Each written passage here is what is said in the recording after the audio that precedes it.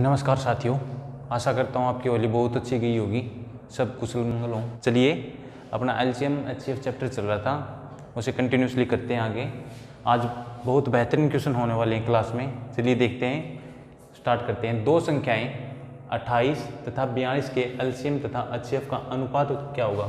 अपने पास क्वेश्चन में क्या दे रखा है, दो नंबर है मेरे पास, एक 28 और एक 42। अब इनका पहले एलसीएम फिर एचसीएफ का अनुपात ज्ञात करना है। चलिए देखते हैं कैसे करेंगे। अगर मैं ये बोलूं कि 28 और 42 दो नंबर है मेरे पास, इनका मुझे एचसीएफ कैलकुलेट करना है, तो एचसीएफ कैसे कैलकुलेट करूँगा मैं, इन दोनों नंबर का डिफरेंस लूँगा। इन दोनों नंबर का मैं डिफरेंस लूँगा, 28 और 14, इनका डिफरेंस आ गया 14।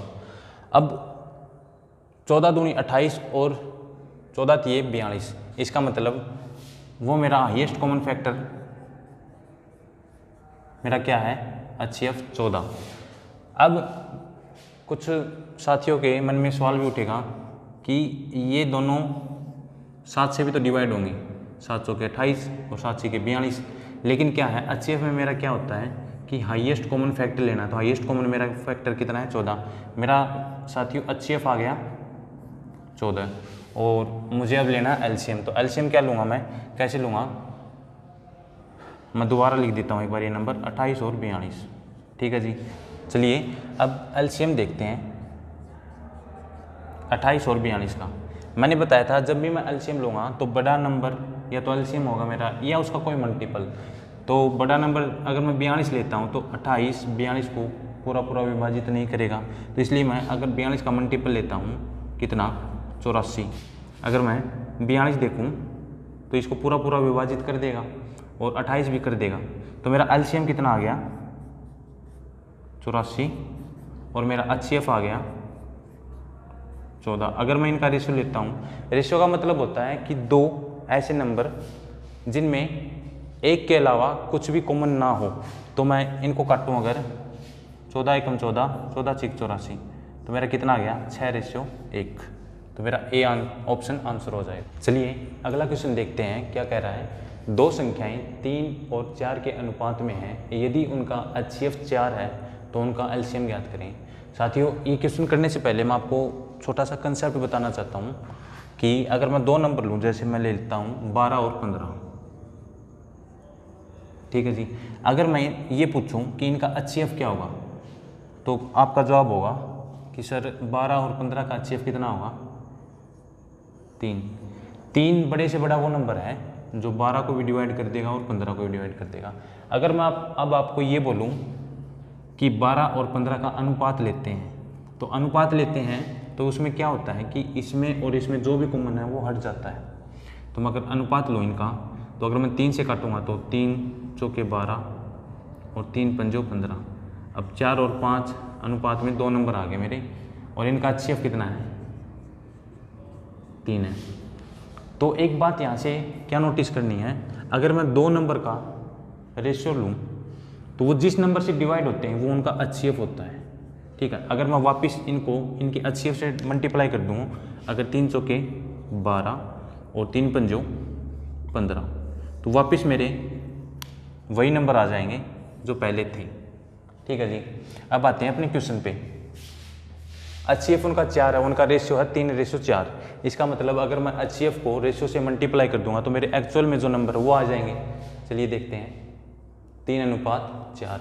अगर मैं 4 से मल्टीप्लाई कर दूँ दोनों साइड तो मेरे नंबर आ जाएंगे 4 तिये 12 और 4 चौके 16।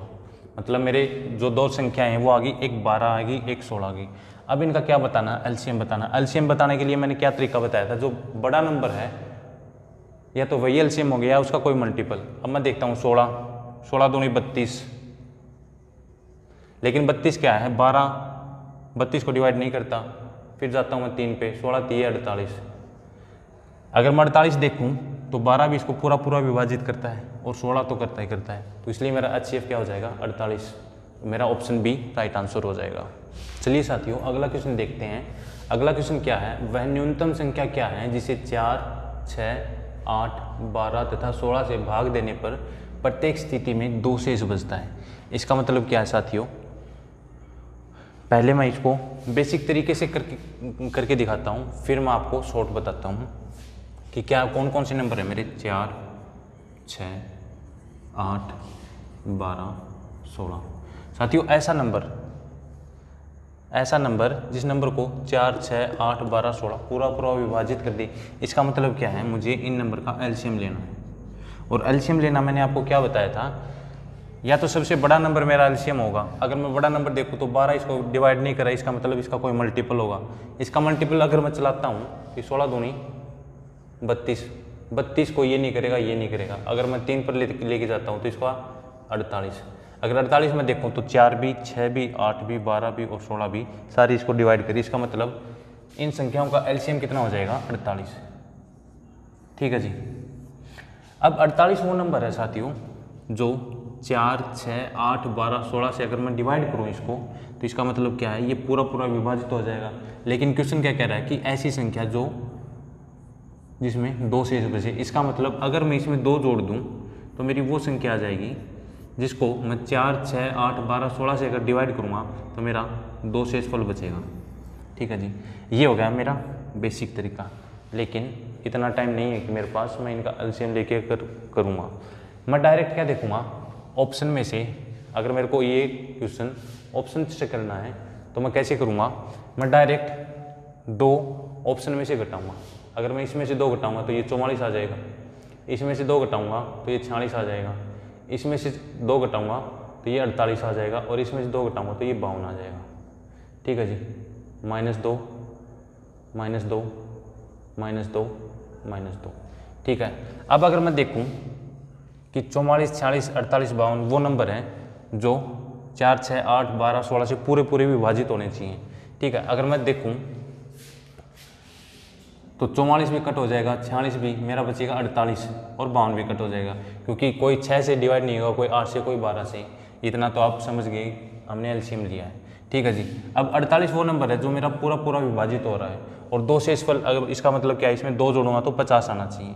तो मेरा ऑप्शन सी राइट आंसर हो जाएगा। चलिए साथियों, अगला क्वेश्चन देखते हैं क्या कह रहा है। 5 अंकों की अधिकतम संख्या ज्ञात करें। 5 अंकों की अधिकतम संख्या आपको पता ही होगा, 9, 9, 9, 9 और 9। ठीक है जी। अब आगे क्या करना है, जैसे 3, 5, 8, 12 से भाग देने पर 2 शेषफल बचता है। इसका मतलब क्या है, तो इसको मैं पहले आपको बेसिक तरीके से बताता हूँ। कैसे, 3, 5, 8 और 12। अगर मैं इनका एलसीएम लूँ तो देखो, अब एलसीएम लेने पर क्या है, मैं इनका कैसे एलसीएम लूँगा, मेरे को दिख गया 5। ठीक है जी। अब 5 से वही संख्या विभाजित होगी, या तो उसके लास्ट में 0 हो या 5 हो। ठीक है। अब बड़ी संख्या है मेरी 12। अब मैं 12 के वो फैक्टर देखूंगा जिसके पीछे या तो 5 आए, जैसे 65 आ गया या 75 आ गया, या जैसे 60 आ गया या 120। ठीक है जी। लेकिन 12 मेरा इवन नंबर, इसके पहाड़े में 5 तो आएगा नहीं। अब मैं डायरेक्ट देखूंगा, 12 का मल्टीपल 60 है। अगर 60 से देखता हूँ तो मेरा 8 60 को डिवाइड नहीं करेगा। अगर मैं 120 पे देखता हूँ तो ये भी डिवाइड करेगा, ये भी। इसका मतलब इन संख्या का एलसीएम क्या हो गया मेरे पास, 120। अब क्या करना आगे दोस्तों, अब मैं ये जो बड़ी से मेरी संख्या है इसको मैं 120 से डिवाइड करूँगा। ठीक है।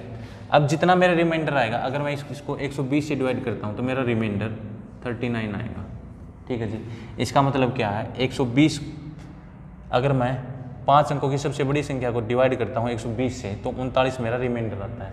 अगर मैं अब 999 5 अंकों की सबसे बड़ी संख्या में से अगर 39 माइनस कर देता हूँ तो अब मेरी वो संख्या आएगी जो 120 से पूरी विभाजित होगी। अगर 120 से कोई संख्या पूरी विभाजित हो रही, इसका मतलब वो 3, 5, 8, 12 से भी होगी, क्योंकि इनका एलसीएम 120 है। तो यहाँ देखूँ तो मेरा कितना आएगा,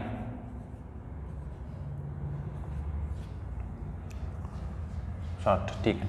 अब मेरी ये 5 अंकों की सबसे बड़ी संख्या आ गई जो 3, 5, 8, 12 से पूरी विभाजित हो जाएगी।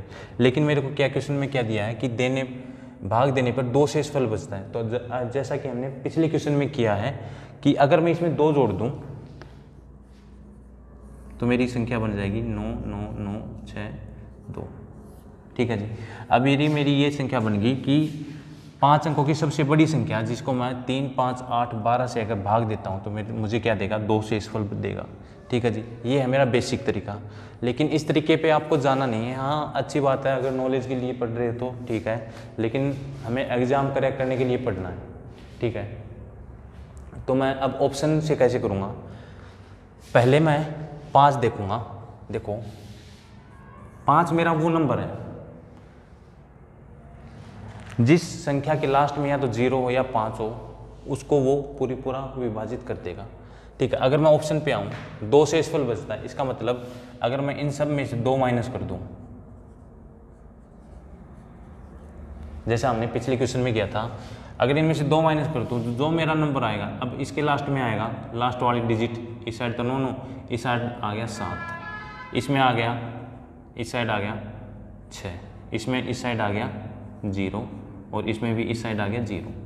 तो साथियों 7 और 6 जिसके लास्ट में वो 5 से डिवाइड नहीं होगी, इसलिए मेरा ये ऑप्शन भी कैंसिल, ये ऑप्शन भी कैंसिल। अब मेरे पास 2 ऑप्शन आ गए, इनमें से मैं कैसे टिक करूँगा कि कौन सा मेरा राइट आंसर है। उसके लिए मैं क्या देखूँगा, अब मैं नंबर 3 को पकड़ूँगा। 3 ऐसा नंबर है, उसकी डिविजिबिलिटी रूल क्या बोलता है कि अगर संख्या का जोड़, जैसे 9 9 9 9 6, अगर संख्या का जोड़ अगर 3 से विभाजित होता है तो वो नंबर 3 से विभाजित हो जाएगा।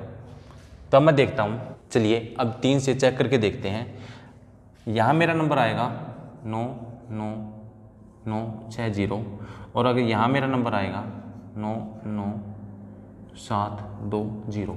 अब अगर मैं पूछूं कि 3 से अगर मेरे को चेक करना है तो मैं 3 से देखूंगा, ये पूरा नंबर जो है मेरा 3 से डिवाइड हो जाएगा पूरा, और ये नंबर भी मेरा पूरा 3 से डिवाइड हो जाएगा। अब मेरे को क्या बताना है कि अब इन दोनों में से मैं कौन से ऑप्शन को टिक करूँगा, मेरे को क्या पता लगेगा कि मेरा कौन सा राइट आंसर है। उसके लिए मैं दोबारा से क्वेश्चन पढ़ता हूँ कि 5 अंकों की अधिकतम संख्या। अब साथियों देखिए, इन दोनों में से सी और डी ऑप्शन में से अगर मैं पूछूँ आपसे कि कौन सा नंबर बड़ा है, कौन सी संख्या बड़ी है दोनों में से, आप बोलोगे सर सी ऑप्शन डी से बड़ा है, तो इसलिए मेरा सी ऑप्शन मेरा आंसर हो जाएगा और डी मेरा कैंसिल हो जाएगा।